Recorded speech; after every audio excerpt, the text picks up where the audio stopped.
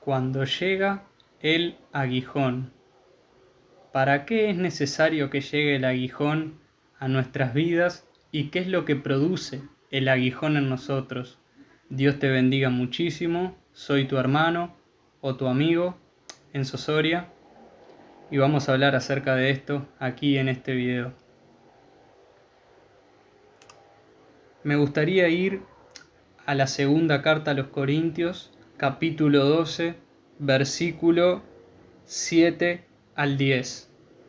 Y dice así: para que la grandeza de las revelaciones no me exaltase desmedidamente, me fue dado un aguijón en mi carne, un mensajero de Satanás que me abofetee, para que no me enaltezca sobremanera, respecto a lo cual 3 veces he rogado al Señor que lo quite de mí, y me ha dicho: bástate mi gracia, porque mi poder se perfecciona en la debilidad. Por tanto, de buena gana me gloriaré más bien en mis debilidades, para que repose sobre mí el poder de Cristo. Por lo cual, por amor a Cristo me gozo en las debilidades, en afrentas, en necesidades, en persecuciones, en angustias, porque cuando soy débil, entonces soy fuerte. Amén. Segunda de Corintios, capítulo 12, versículos 7 al 10. Bueno, vamos a dar un poco de contexto a esto que acabamos de leer. El apóstol Pablo estaba contando una experiencia que él había tenido en la que había sido llevado al tercer cielo, o sea, al paraíso, y justamente a él le fue colocado un aguijón en la carne.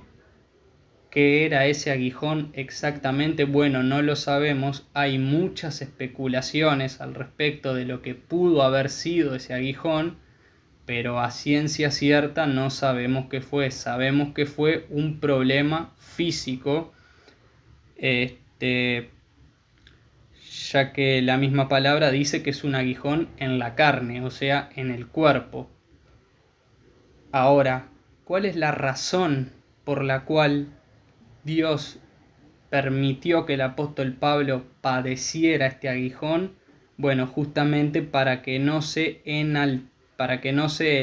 exaltase desmedidamente por causa de las revelaciones que había tenido.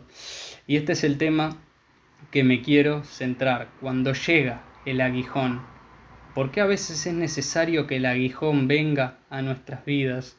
Muchas veces, como creyentes, como seres humanos imperfectos que somos aún, porque todavía vivimos en este cuerpo mortal, y dice la palabra que el que comenzó la obra en nosotros la perfeccionará hasta el día de Jesucristo. O sea que por lo tanto Dios nos va perfeccionando constantemente, no que ya somos perfectos, sino que vamos camino a la perfección, mediante la cual nos vamos perfeccionando día tras día. Tenemos nuestros errores y nuestras debilidades, y tenemos nuestra lucha contra nuestra propia carne. Y una de las cosas que surge de nuestros deseos carnales es el orgullo. Y muchas veces como seres humanos, cuando llegamos a tener algo, solemos enorgullecernos, aunque sea a veces lo más mínimo, solemos enorgullecernos por ese algo que tenemos, a tal punto que pasamos a poner nuestra confianza en eso que tenemos que en el Dios que nos permitió tener eso. Un mero ejemplo: una persona se convierte a Cristo. Al principio vive gozoso ese primer amor.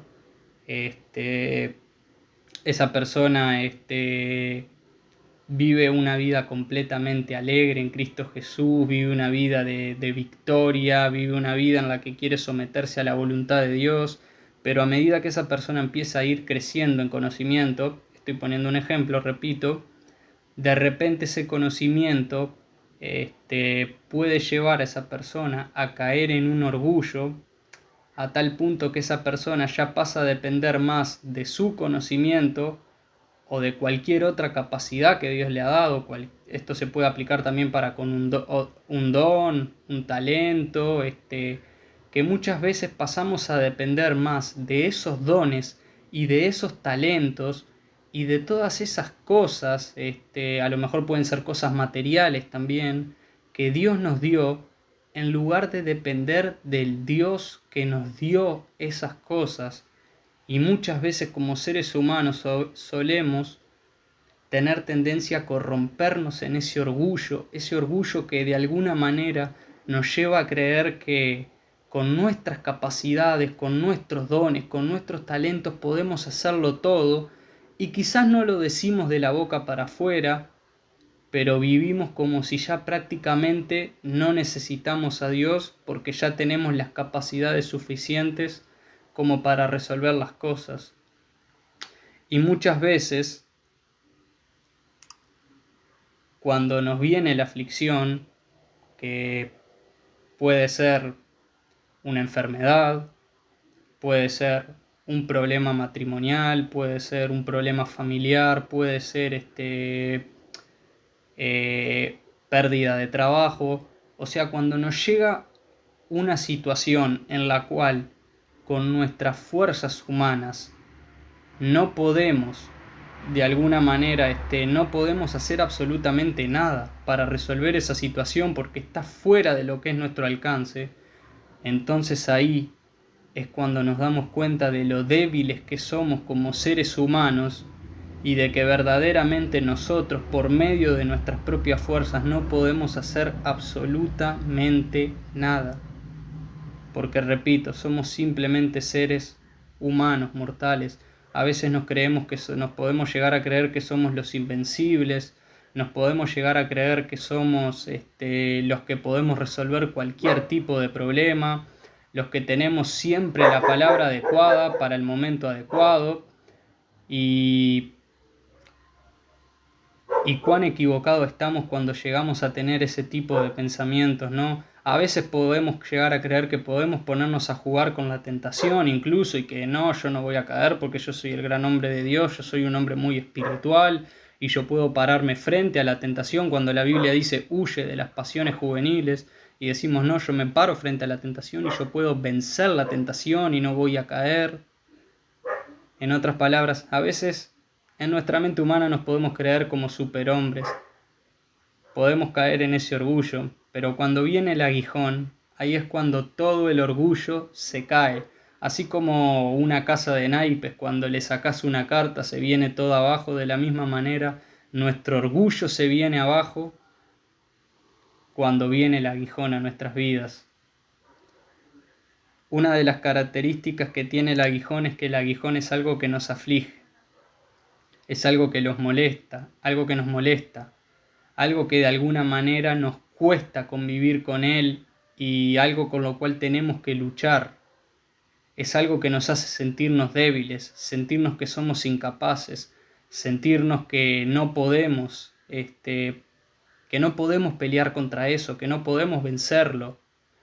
Y de alguna manera nos muestra cuán débiles y cuán inútiles somos cuando nos enfrentamos a determinadas situaciones en nuestras vidas. Pero acá es donde viene la buena noticia, porque justamente cuando nuestras fuerzas se acaban, ahí es cuando vienen las fuerzas de Dios. Mientras nosotros peleemos con nuestras fuerzas, es como que le estamos diciendo a Dios, Dios, yo puedo solo con mis propias fuerzas, no pasa nada, yo tengo las capacidades, lo puedo resolver, pero cuando nos enfrentamos frente al aguijón, que puede ser cualquier situación que nos aflija, ahí es cuando nos damos cuenta de que no podemos con nuestras propias fuerzas, sino que ahí es cuando nos damos cuenta que, como dice la palabra, tenemos que fortalecernos en el Señor y en el poder de su fuerza, y no en las nuestras. Ahí es cuando nos damos cuenta, cuando nos enfrentamos ante esa situación que está fuera de nuestro alcance, que solamente el Señor es quien nos puede salvar, y ahí es cuando verdaderamente aprendemos a depender únicamente de Él. Yo les quería contar pequeña parte de mi testimonio. Bueno, yo soy una persona que he sufrido a lo largo de mi vida de muchos ataques de ansiedad, por ejemplo. Y antes de venir a Cristo, yo siempre creí en Dios, siempre fui creyente de la palabra, pero yo viví muchos años apartado y antes de venir al Evangelio yo prácticamente vivía mi vida y vivía a veces mi vida pensando que siempre tenía la razón, vivía mi vida en mi orgullo de que todo lo podía, pero cuando me venía ese aguijón en la carne, que era justamente esos ataques de ansiedad, ahí inmediatamente venía corriendo a Dios: Señor, por favor, perdóname, Señor, no puedo contra esto, Señor, soy débil, soy inútil, perdóname por alejarme de ti, etcétera. Y ahí es cuando venía rápidamente corriendo a buscar de Dios. Y Dios siempre tuvo misericordia de mí a pesar de que yo estaba apartado de sus caminos. Y eso es lo maravilloso de nuestro Dios. Cuánta misericordia nos habrá tenido a lo largo de todas nuestras vidas. Por su misericordia simplemente no hemos sido consumidos. Entonces, si nos ponemos a pensar la cantidad de veces que Dios ha mostrado misericordia para con nosotros, yo personalmente no las podría ni tan siquiera contar. Y después, cuando vine al Evangelio, no voy a negar que no hubieron y que quizás de tanto en tanto no hayan momentos en los que a veces uno se sienta como el soberano, pero qué bueno es cuando reconocemos que solamente hay un soberano y es justamente nuestro Dios. Miremos lo que dice el versículo 9, porque Pablo incluso clamó al Señor 3 veces, rogando que le quite el aguijón, y me ha dicho: bástate mi gracia, porque mi poder se perfecciona en la debilidad. Y me encanta lo que dice: porque por tanto de buena gana me gloriaré más bien en mis debilidades, me gloriaré para que repose sobre mí el poder de Cristo.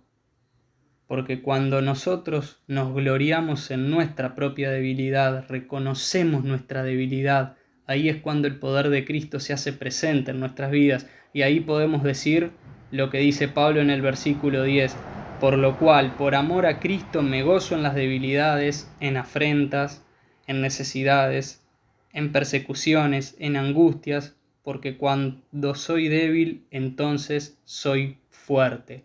Amén.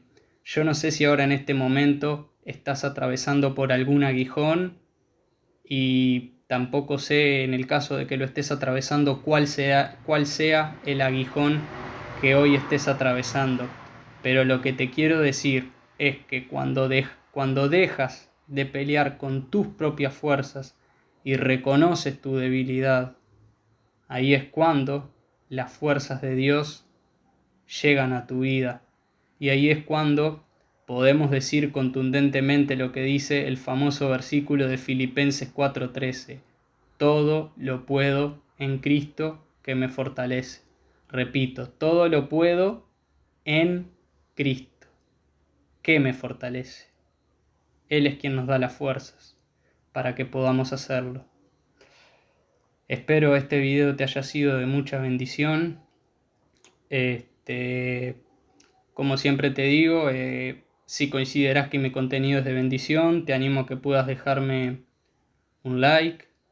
Si podés compartirlo con alguien que consideres a quien también le puede ser de bendición. Y si querés también a ayudarme en mi canal, suscribirte en caso de que no estés suscrito. Por lo demás, que Dios te bendiga. Te habla tu hermano o amigo.